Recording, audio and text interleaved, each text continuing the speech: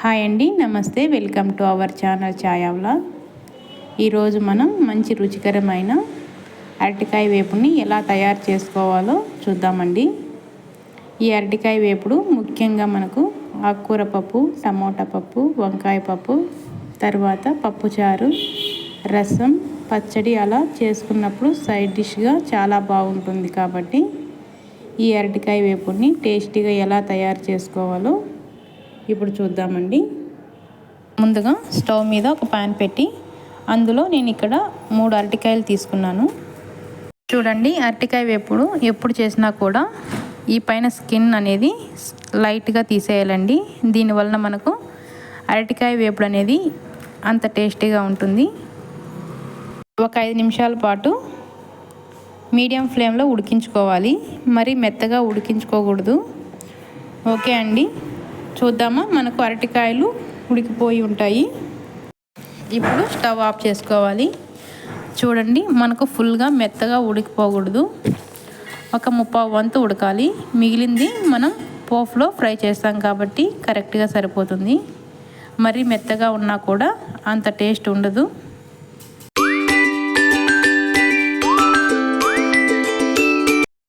చూడండి, ఈ విధంగా పైన ఉన్న స్కిన్ అంతా కూడా ఈ విధంగా తీసేసి ఈ సైజులో ఈ 3 అరటికాయలను తీసుకున్నాను. ఇప్పుడు ఒక మిక్సీ జార్ తీసుకొని అందులోకి కొంచెం కొబ్బరి, 1 టీ స్పూన్ జీలకర్ర, అలాగే 4 వెల్లుల్లి రెబ్బలు, 2 టేబుల్ స్పూన్ కారం, అలాగే రుచికి సరిపడ్డ సాల్ట్, అలాగే 1/2 టేబుల్ స్పూన్ ధనియాల పౌడర్ని యాడ్ చేసుకొని ఈ విధంగా మెత్తగా గ్రైండ్ చేసుకొని పక్కన పెట్టుకుందామండి.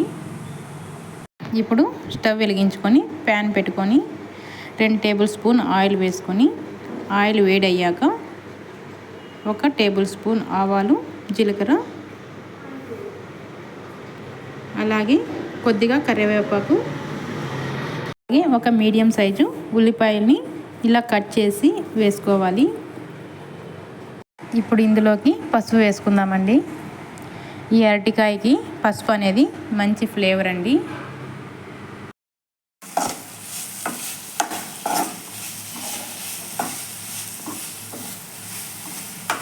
ఉల్లిపాయ ముక్కలు లైట్గా ఫ్రై అయిన తర్వాత మనం ముందుగా ఉడికించి పెట్టుకున్న అరటికాయ ముక్కల్ని వేసేసుకోవాలి.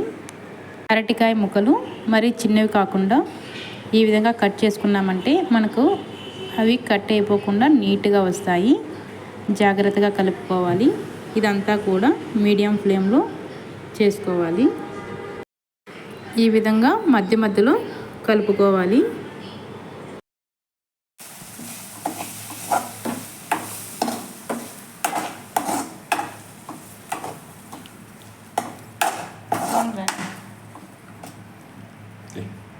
ఎక్కువ ఆయిల్ వేసామంటే ఆయిల్గా బాగుండదండి వేపుడు.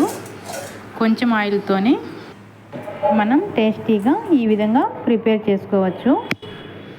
ఈ అరటికాయ ముక్కలు వేసిన తర్వాత ఒక 2-3 నిమిషాలు ఇలా మధ్య మధ్యలో కలుపుకుంటూ ఫ్రై చేసుకుంటే సరిపోతుంది. మరి ఎక్కువ కూడా మనం ఈ విధంగా ఉడికించి చేసినప్పుడు ఎక్కువ రోస్ట్ కూడా చేస్తే అంత బాగుండదు. ఉడికించకుండా డైరెక్ట్గా కూడా చేయొచ్చండి అరటికాయ వేపుడు. ఇప్పుడు ఇందులో మనం ముందుగా గ్రైండ్ చేసి పెట్టుకున్న మిశ్రమాన్ని వేసుకుందామండి. ఈ విధంగా వేసుకున్న తర్వాత ఈ మిశ్రమాన్ని బాగా కలుపుకొని 1 నిమిషం పాటు మీడియం ఫ్లేమ్లో ఫ్రై చేసుకుందామండి. ఎక్కువ మనం ఫ్రై చేయకూడదు. అంతే అండి, చాలు. మనం ఇప్పుడు స్టవ్ ఆఫ్ చేసుకుందాం. ఈ వేపుడులో మనకు కొత్తిమీర లేకున్నా కూడా బాగుంటుంది. కావాలంటే వేసుకోవచ్చు. అంతేనండి, చూసారు కదా.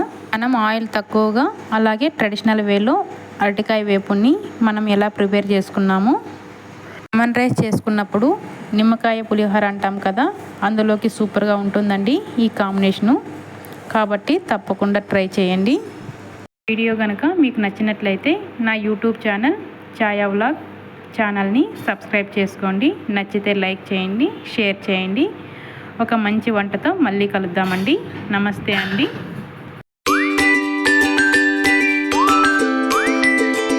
Thanks for watching.